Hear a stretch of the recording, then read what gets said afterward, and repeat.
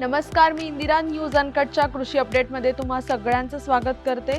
पाहूया कृषी क्षेत्रातील काही महत्त्वाच्या घडामोडी. अत्याधुनिक तंत्रज्ञान शेतकऱ्यांच्या शिवारापर्यंत पोहोचवण्यासाठी राज्य शासन सर्वतोपरी प्रयत्न करणार आहे. ॲग्रिकल्चरल डेव्हलपमेंट ट्रस्ट सारख्या या क्षेत्रात उल्लेखनीय काम करणाऱ्या संस्थांचीही मदत घेतली जाईल. कमी खर्चात अधिक उत्पन्न देणारी शेती करण्यासाठी होणाऱ्या प्रयोगांनाही शासन प्रोत्साहन देईल, अशी ग्वाही उपमुख्यमंत्री अजित पवार यांनी दिली आहे. राज्यात काही ठिकाणी दुधात भेसळीचे प्रकार होत असल्याचे निदर्शनास आले असून अन्न व औषध प्रशासन विभागाने बुधवारी एकाच दिवशी दूध भेसळ तपासणी मोहीम राबवून 1062 दुधांचे सर्वेक्षण नमुने घेतले. यात दोषी आढळणाऱ्यांवर कडक कारवाई करा, असे निर्देश अन्न व औषध प्रशासन मंत्री नरहरी झिरवाळ यांनी दिले. कृषी, पशुसंवर्धन आणि अन्न प्रक्रिया विषयाची संयुक्त संसदीय समिती 3 दिवसांच्या मुंबई भेटीवर येणार असून मुंबईतील एका पंचतारांकित हॉटेलमध्ये त्यांची व्यवस्था करण्यात आली आहे. शुक्रवारपासून पुढील 3 दिवस ही समिती हॉटेलमध्ये आढावा घेणार आहे. या समितीची बडदास्त ठेवण्यासाठी कृषी आयुक्तालयातील अधिकारी कर्मचारी तैनात करण्यात आलेत.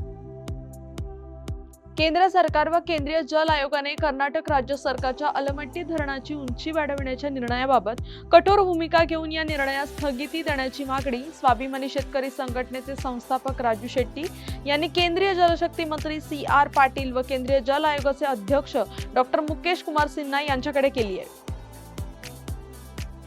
बीड येथील बाजार समितीच्या आवारातील रेशीम कोष खरेदी बाजारपेठेत राज्यातील विविध जिल्ह्यातून रेशीम कोषांची आवक होतीये. या कोषांच्या खरेदीसाठी पश्चिम बंगाल, कर्नाटकसह स्थानिक व्यापाऱ्यांची संख्या वाढतेय. रेशीम कोष खरेदीचा बाजार राज्यात विविध ठिकाणी सुरू करण्याच्या अनुषंगाने पहिले पाऊल जालना कृषी उत्पन्न बाजार समितीच्या आवारात उचलण्यात आले. प्रायोगिक तत्वावर रेशीम कोष खरेदी बाजारपेठ सुरू करण्यात आली आहे.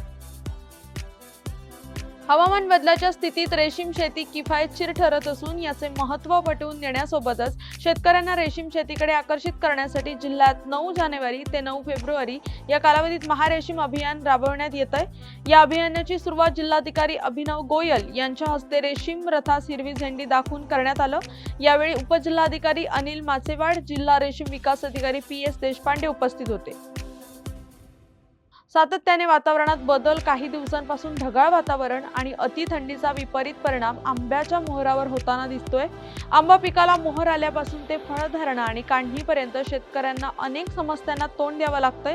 यावर नियंत्रण मिळवण्यासाठी कृषी विज्ञान केंद्राच्या माध्यमातून कीटकशास्त्रज्ञ प्राध्यापक उत्तम सहाने सहकार्यांसह आंबा मोहर संरक्षण आणि व्यवस्थापनाबाबतचे मार्गदर्शन फळबागेत जाऊन शेतकऱ्यांना करतायत. वाण्याची वाडी येथील शेतकऱ्यांच्या दृष्टीने महत्त्वाचा असणारा रस्ता प्रशासनाने नुकताच रिकामा केला. भाजपचे किसान मोर्चाचे प्रदेश सरचिटणीस रामकृष्ण वेताळ यांच्या प्रयत्नाने व मुख्यमंत्री लाडकी बहीण योजना शासकीय समितीच्या अध्यक्षा दीपाली खोत यांच्या पाठपुराव्यामुळे कायमस्वरूपाची गैरसोय दूर झाली आहे. संबंधित शेतकऱ्यांनी दीपाली खोत यांना धन्यवाद दिले. या बातमीचा वेळ झाली आहे. कृषी अपडेटमध्ये इथेच थांबायची. तोपर्यंत पाहत राहा न्यूज अनकट.